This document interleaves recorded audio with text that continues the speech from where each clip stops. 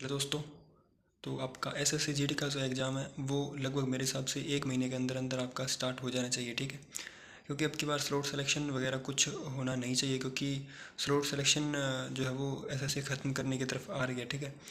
तो अगर slot selection नहीं हो तो सीधे आपका एग्ज़ाम डेट आएगी और आपका एग्ज़ाम चालू हो जाएगा। तो मेरा मानना ये है कि अगले महीने के अंदर अंदर या फिर अब से 1 महीने के अंदर अंदर आपका एग्ज़ाम जो है वो चालू हो सकता है, ठीक है।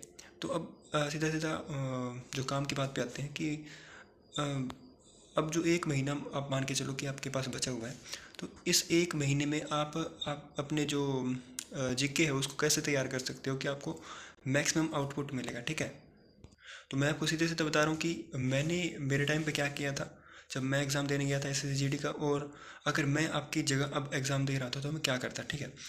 तो सबसे पहले जीके का भाई इतना ही है कि अगर आपने अभी तक कुछ नहीं किया है तो अब भी कुछ नहीं हो सकता।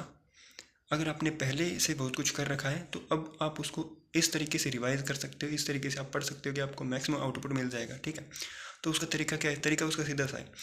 आपके पास आज तक अपने आपने जितने भी नोट्स बनाए हैं, चाहे वो फ़ोन में हो और चाहे वो आपके मतलब कॉपी बनाई हो आपने, और चाहे आपने किसी बुक से हाईलाइट करके पढ़ा हो, उन सबको एक साइड में निकाल लो पहले, ठीक है। जैसे मतलब मेरे पास जैसे देख मतलब आइडिया अगर मैं लगाऊं तो जैसे 5-6 कॉपी मेरे पास होगी और 2-3 मेरे पास किताब होगी और 10-15 मेरे पास पीडीएफ होगी। जैसे इतना मटेरियल मैंने निकाल लिया कि जीके का है इतना सारा मटेरियल मेरा, ठीक है।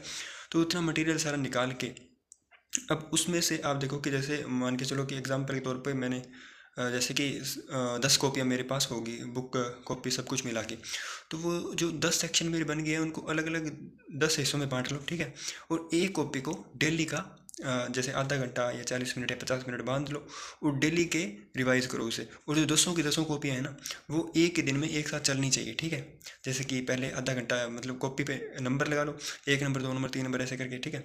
तो पहले जैसे आधा घंटा 1 नंबर कॉपी को दे दिया, फिर 2 नंबर कॉपी को, भले वो कोई भी सब्जेक्ट है कोई दिक्कत नहीं है, ठीक है भाई। जैसे इकोनॉमी है, जियोग्राफी है, भले किसी भी सब्जेक्ट की हो, बस आपको करना है, सही है, ठीक है। तो ऐसे करते करते आपकी जितनी भी कॉपी हैं उसको आप कोशिश करो कि जब आपका एग्ज़ाम हो, जिस दिन आपका एग्ज़ाम हो उससे लगभग 10 दिन पहले आपका एक बारी रिवीजन उस सभी कॉपियों का हो जाना चाहिए, ठीक है। उसमें करंट अफेयर वगैरह भी सब कुछ इंक्लूड होगा, ठीक है।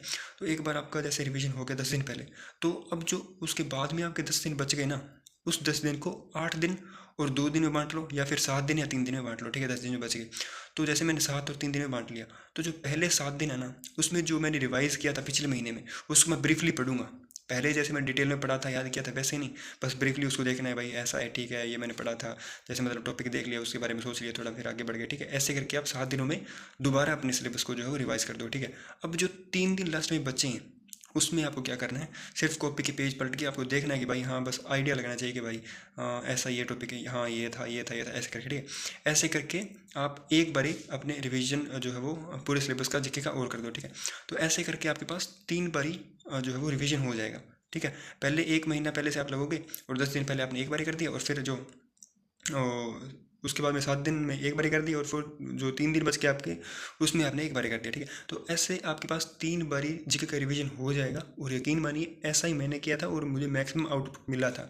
आप भी अगर ऐसा करोगे तो भाई आपको ज़रूर से फ़ायदा मिलेगा। तो एक बार मेरी ट्रिक जो अपना के देखना जीके के लिए, आप अगर मतलब आपके नंबर 100% इस ट्रिक से बूस्ट होंगे, ठीक है। यह तरीका मैंने करके देखा हुआ है, तभी मैं आपको बता रहा हूँ, ठीक है। और बाकी भाई इसी तरह से मैं जो बाकी सब्जेक्ट है उसकी स्ट्रेटजी आपको बताऊंगा, ठीक है। तो उसके लिए आप चैनल को सब्सक्राइब कर लेना। बाकी आज के लिए इतना ही, थैंक यू।